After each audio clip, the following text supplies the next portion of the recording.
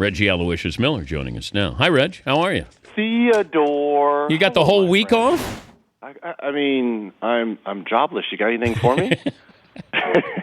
What are you good? Do you garden around? What do you do around the house? Actually, when I have time off, I probably amp my workouts more. So more mountain biking, things like that. More running. But gardening, come on, man. Who works out with you? Like, do you work out with famous people? No, by myself. Oh, really? Now, I may join. I believe Laird is back, and Laird has a workout group at his house, but it's all in the pool. And I've done it a couple times, and he tries, knock on wood, he tries to kill you. I mean, I almost drowned like 5 times working out with Laird. Now, Laird Hamilton, former surfer. Laird Hamilton, the big wave surfer and entrepreneur, and so he has I wouldn't say celebrity workout thing, but other famous people show up. A lot of basketball players, Kevin Durant, Joakim Noah, during the offseason trained with Laird. But it's a lot of weights, and he built this specialized pool in his backyard, which is like 20 feet deep. And everything has to be done in the deep end. And I'm like, Laird, everything doesn't have to be done in 20 feet of water. So you got to take like 20, 30-pound barbells all the way to the bottom and, do push-ups and all this crazy stuff down there with the barbells, and then try to get back to the top with your barbell. I'm like, Laird, this is crazy. This is insane. But that's what big wave surfers do, because they got to be able to hold their breath as another wave comes. So that's what they're really training for. But it's a great workout, but I almost drowned a few times. How would you compare Laird Hamilton to some of the best in-shape guys in the NBA? He's right there at the top. I mean, it's almost insane the type of workouts that he does. And I think you and I have had this conversation before about tough guys. Yeah. Laird would be one of those guys walking down a dark alley that I could roll with. He's one of those tough Hawaiian kind of guys. People don't, they just see the blonde hair and, surfer dude. No, this dude is tough. We'll segue into the new and improved Cleveland Cavaliers, the three-point shooting Cavaliers. Are you buying that this is the strategy for the Cavs to win a title? That's the headline is, what they're doing from beyond the arc. But number one, if you were to reseed the playoffs right now, the Cavs would be the best team. And obviously be not only because they're undefeated, but look, being a shooter, I love the threes.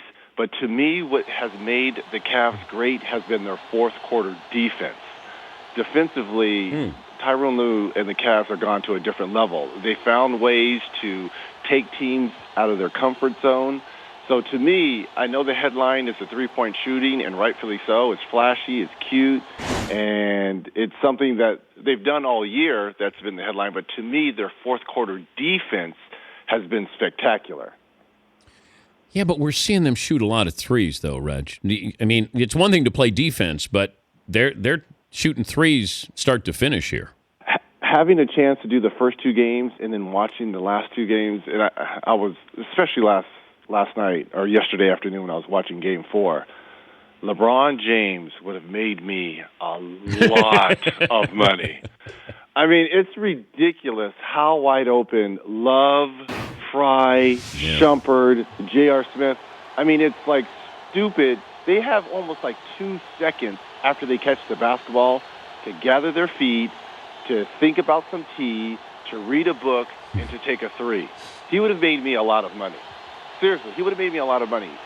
There's 3 guys around him every single time. And when you put him in the mid-post area and he takes one dribble and gets into the paint, there's 5 guys around him, and he kicks it to that short corner 3 every time. And every time it's Love, Fry, or Shumpert just sitting there chilling, sipping on some coffee, waiting to take a 3. Well, Kevin Love finally understands his role, where at times you can watch and he just feels lost. But now it almost feels like everybody knows there's spacing there, that they're a little bit better concept of what they're trying to do.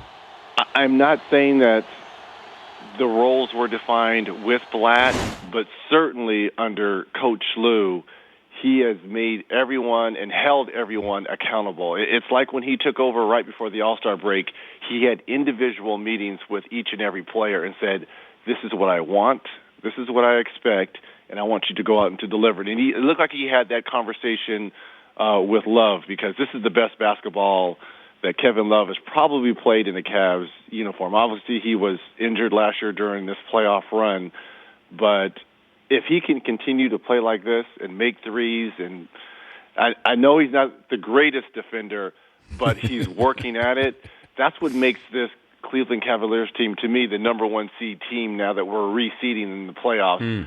Not only are they making threes, but defensively, especially with the smaller lineup with Love at center and times Thompson at center, it's a tough out. And LeBron is playing like LeBron, obviously. He's Reggie Miller, NBA on TNT analyst, joining us, Dan Patrick Show. Steph Curry will be named MVP. Will Steph be unanimous? It should.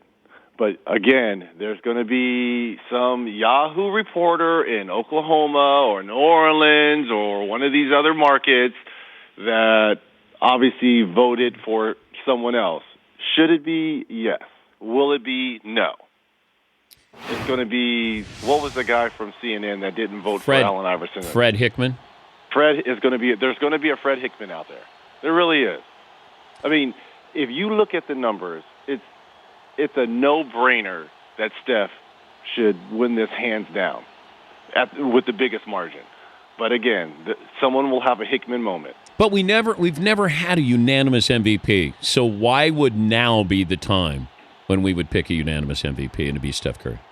Because when I look at the gap between 1 and probably 2, which would probably be Russ, maybe, with the 18 triple-doubles, maybe Kawhi, it is such a huge gap in the per rating and the 73 games.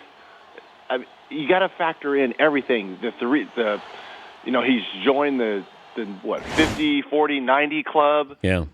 You add everything together, it's such a huge gap between 1 and 2. I'm not talking overall for the rest of his career, but for this particular season, the gap between 1 and 2 is crazy. All right, with that being said, I'm curious your reaction to Jeff Van Gundy during the broadcast saying Damian Lillard, Steph Curry, you could kind of swap them out when anybody knows. I'm paraphrasing Jeff here, but yes, he's sort of saying I heard that interchangeable. Too, it's good water cooler talk. It gets people talking, but he's wrong because the Warriors would not have won 73 games with Damian Lillard on that team with the present roster constructed as it is. Just for the simple fact, in my opinion, number one, Damian Lillard is showing how idiotic the coaches are for not selecting him to be on the All-Star team, first and foremost. But number two, in my opinion, Steph is a better defender now than Damian Lillard. And to me, he's a slightly better passer. The scoring and the shooting, close. I think Steph probably has a little bit more range. But I just don't think they would have won 73 games with Damian on that Warriors team. So that's why it's great talk, but I would not flip-flop them. I would take Steph, but I would look very strongly at Damian Lillard, but I still like Steph. Pacers moving on from Frank Vogel, Reg. I mean, Larry Bird is cold-hearted. He's cutthroat. Well, wasn't he like that as a player? And as a coach. I mean, are you surprised? Well, he fired himself in Indiana, didn't he? He didn't fire himself. He more so walked away. He pretty much told Donnie and the owner, the Simon brothers, that he was only going to coach this long. And I think they offered him an extension. Again, I'm not privy to the behind the scenes, but he pretty much said, I'm only going to coach 3 years or 4 years, whatever it was, and then he was walking away. But look, presidents, general managers, owners, they have the right to hire and fire whomever they want. It's their organization. They can run it how they please. In this particular case, I'm not quite sure because Vogel had not lost the locker room. And if you look at the success of the team and the playoffs, they only didn't make the playoffs last year, and that was because Paul George was recovering from the leg fracture. They go to the Eastern Conference Finals twice. They lose to who else? LeBron and Dwayne Wade. They go to the semifinals once and lose to, guess what? LeBron and Wade. So the success was there. It's a little head-scratching. He wants more offense, but if you look at the roster, the team is not constructed to be an offensive team. So, but he wants that Golden State Warriors type offense. Larry Bird. Well, you does. got to get those Golden State type Warriors players. I know. It's nice to say. So that falls more on the president than it does the coach. I got a stat for you. Okay. You averaged 4.7 3-pointers attempted per game for your career. This season, that's kind of low. 43 players averaged more than 4.7 threes attempted per game. Wow. Well, I mean, that's the way the game is going. You know, people are living from behind the arc. But where are we headed with this, Reg? I don't know. Are we there? Are we there already? Or these are a lot of threes, man.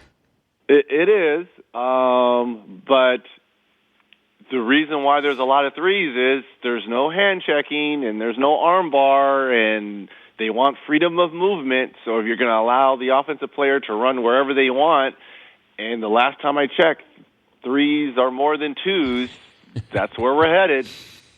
If you were 20, if you were 28, oh my God, you would LeBron, shoot. You would have made me. If I was 28 and playing on the Cavs.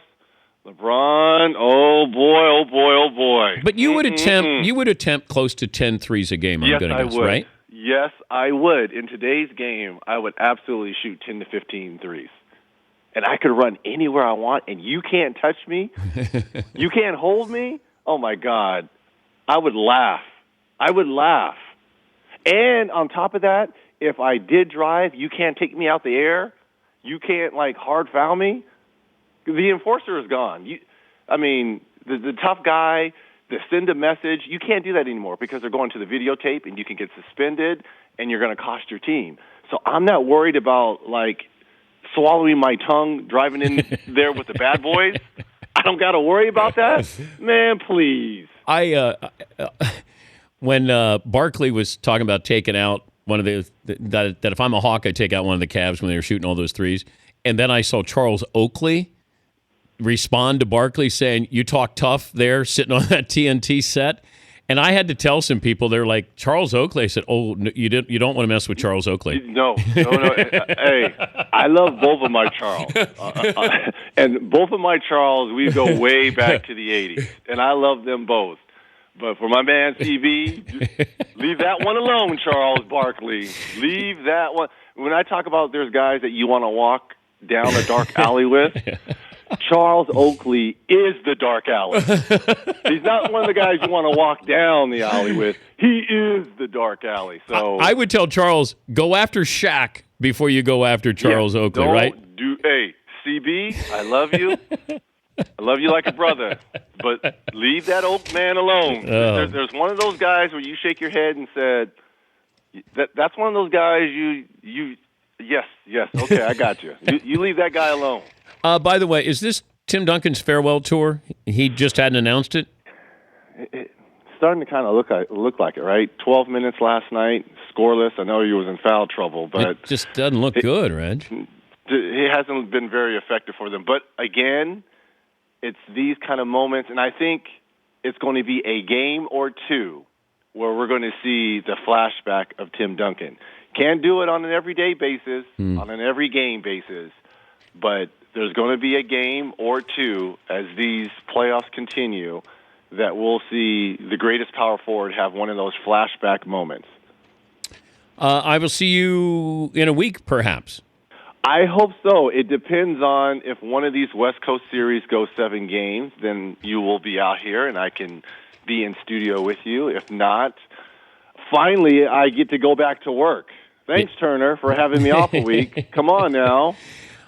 Reg has no games on TNT this week, but he'll be with Chris Webber and Marv Albert, Western Conference Finals, starting May 16th or 18th. Thank you, Reg. We'll talk soon. Theodore Danette's truly the best, as usual. Thank you, buddy. That's Reggie Miller, Hall of Famer. The Dan Patrick Show, weekday mornings on Audience.